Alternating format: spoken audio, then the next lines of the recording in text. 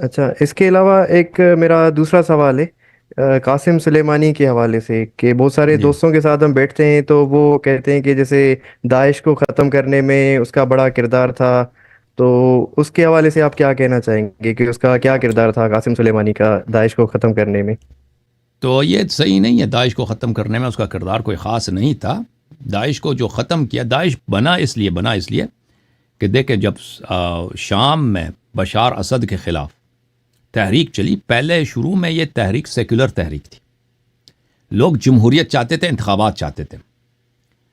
قاسم سلیمانی یہ تو بشار اسد ان کا حلیف الائیڈ ہے، تو یہ لوگ آ گئے بولے اس فتنے کو تم اس طرح، انہوں نے مشورہ دیا اس کو اس طرح بٹاؤ کہ ان کو قتل کرو، ان کو مارو، زبردستی مارو ان کو. تو بشار اسد نے جو پروٹیسٹ، جو لوگ جمہوریت کے خواہاں تھے، الیکشنز کے خواہاں تھے، ان کو بری طرح سے کچل دیا.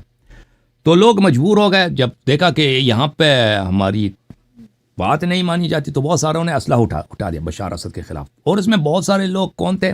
نیشنلسٹ لوگ تھے، عرب نیشنلسٹ تھے. تو بشار اسد کے خلاف جو مسلح تحریک چلی ہے، اس کے آغاز عرب نیشنلسٹ اور یا ماڈریٹ سنی گروپس تھے، ماڈریٹ تھے، داعش نہیں تھا. تو ہوا یہ کہ قاسم سلیمانی اس وقت دیکھیں پوری دنیا کس کے ساتھ تھا؟ پوری دنیا بشار اسد کے اپوزیشن کے ساتھ تھا. مغربی ممالک، امریکہ، سب لوگ بشار اسد کی جو اپوزیشن ہے، یہ آزادی چاہ رہے ہیں، بشار اسد ایک ظالم حاکم ہے، اس کی سپورٹ کر رہے تھے. تو اس کو ختم کرنے کے لیے انہوں نے جو منصوبہ بنایا وہ بہت بریلینٹ منصوبہ تھا قاسم سلیمانی کا اور بشار اسد کا، کہ انہوں نے یہ کیا کہ ایک اپوزیشن انہوں نے بنا دی، خلق کر دی داعش کی. ایک انٹرویو ہے اس کا عبد الحلیم خدام کا، جو لوگ جانتے ہیں عبد الحلیم خدام کا، آپ سرچ کریں گوگل پہ عبد الحلیم خدام. بشار اسد کے والد صاحب حافظ الاسد کے بہت طویل سالوں تک اس کے فارن منسٹر تھے. جب حافظ الاسد کی وفات ہوئی ہے، پھر بھی وہ بہت بڑے عہدوں پہ تھے، کبھی وائس پریزیڈنٹ ہوتے تھے، کبھی پرائم منسٹر ہوتے تھے شام میں. تو وہ ان کے انٹرویو ہے، وہ بعد میں وہ پیرس میں چلے گئے تھے، وہاں پہ وہ ریٹائر ہو. وہ کہتے تھے کہ داعش کو، وہ ان کے یہ الفاظ نص ہیں، وہ عربی زبان میں ان کا انٹرویو ہے. وہ کہتے ہیں کہ مجھے پتا ہے کہ میں کیا کہہ رہا ہوں، لوگ شاید یقین کریں یا نہ کریں، مجھے پتا ہے کہ میں کیا کہہ رہا ہوں. داعش کو ایران نے شام میں لایا ہے، وہ خود ان کے نص الفاظ ہیں. تو داعش کو کیسے لایا؟ ان کا بریلینٹ پلان یہی تھا کہ اپوزیشن کو ختم کرنے کے لیے، اپوزیشن کو ایسی اپوزیشن ہم خلق کریں کہ جس کی کوئی حمایت نہ کر سکے. تو انہوں نے کیا کیا؟ داعش کو خلق کیا. داعش کو کہ انہوں نے وہ جو سلفی ٹائپ کے، تکفیری ٹائپ کے لوگ تھے ان کے جیلوں میں، ان کو آزاد کر دیا. اور پھر ان کو انہوں نے اسلحہ اٹھایا حکومت کے خلاف، اور ان کو بالکل وہاں پہ جو جنگیں ہوتی تھی نا سپاہی شام میں، بشار اسد کی فورسز فوکس کرتی تھی نیشنلسٹ گروپس پر اور لبرل گروپس پر، ماڈریٹ گروپس پر. داعش کے خلاف نہیں لڑتے تھے تاکہ داعش مضبوط بن جائے. تو داعش اس طرح اسٹرانگ بن گیا. داعش اسٹرانگ بن گیا اس وجہ سے کہ بشار اسد اور قاسم سلیمانی صاحب کے لیے یہ مفید تھا کہ عراق میں، اس شام میں بشار اسد کا اپوزیشن ایک ایسا اپوزیشن ہو جس کی کوئی سپورٹ نہ کرے. اور یہی ہوا. بشار اسد نے ایران کے حمایت سے اور روس کے حمایت سے دوسرے جو لبرل ٹائپ کے ماڈریٹ سنی یا نیشنلسٹ جو مغربی دنیا ان کی حمایت کرتے تھے ان کو شکست دے دی، صفائی کر دی. داعش کو کچھ ٹچ نہیں کیا. داعش بڑا بن گیا. داعش نے عراق میں داخل ہو گیا، عراق پہ قبضہ کیا. تو اس طرح داعش ایک بہت بڑا بن گیا، بڑا بلا بن گیا. اور اس کے بعد جب داعش کربلا نجف تک پہنچ گیا تو عراق کے شیعوں نے، عراقی حکومت تو ایک بیکار سی حکومت ہے، فالتو حکومت، اس کے کئی شہروں پہ بغیر جنگ کے قبضہ کر لیا. وہ شیعہ حکومت ہے لیکن بہت ہی نالائق حکومت. عراقی حکومت کی موصل میں 1,50,000، میں نے جو سنا 1,50,000 فوج تھی. داعش والے 2,000 تھے. انہوں نے 1,50,000 کو کیسے شکست کے قبضہ کر دی؟ اس کا حساب اب کوئی کرے نا. عراقی حکومت سے، آیت اللہ سیستانی سے پوچھ لے کہ آپ نے یہ حکومت عراق پہ مسلط کر دی، تو یہ آپ کی حکومت کتنی نالائق تھی کہ انہوں نے 2-3 ہزار کی فوج نے، داعش کی فوج نے کیسے 1,00,000 یا 50,000 یا کم از کم 30,000 بغیر جنگ کے موصل پہ قبضہ کر لیا، پھر تکریت پہ پر. اچھا، تو پھر یہ ہوا کہ سیستانی صاحب نے فتویٰ دے دیا کہ داعش کے خلاف جنگ لڑنا واجب ہے.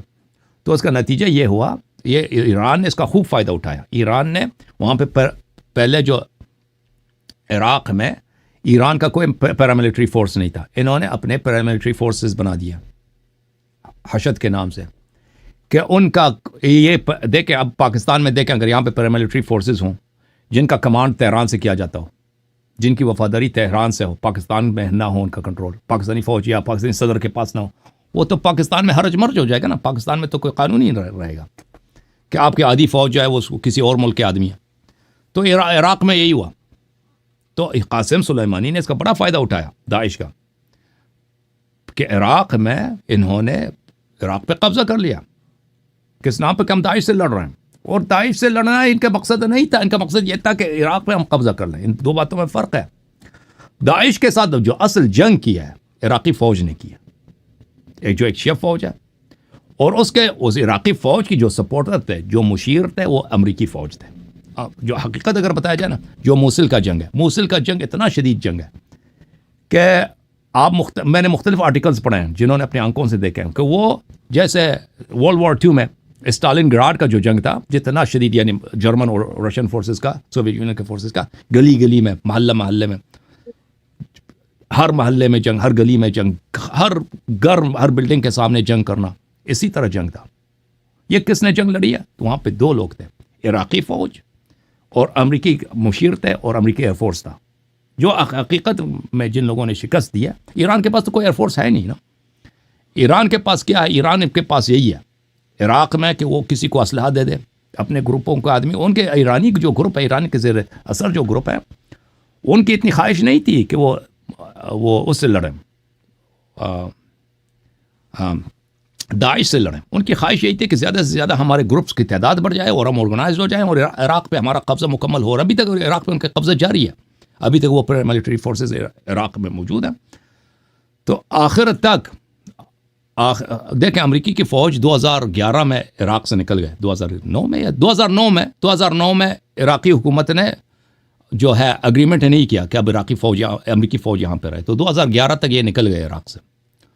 اور پھر جب داعش 2012-2013 میں آئی ہے تو خود عراقی گورنمنٹ نے بہت ریکویسٹ کی ہے کہ آپ واپس آ جاؤ, کہ ہم نہیں روک سکتے داعش کو. اگر امریکی فوج یہاں پہ ہوتی تو وہ تو بہت طاقتور ہے, بہت ان کے پاس بہت فورس ہے.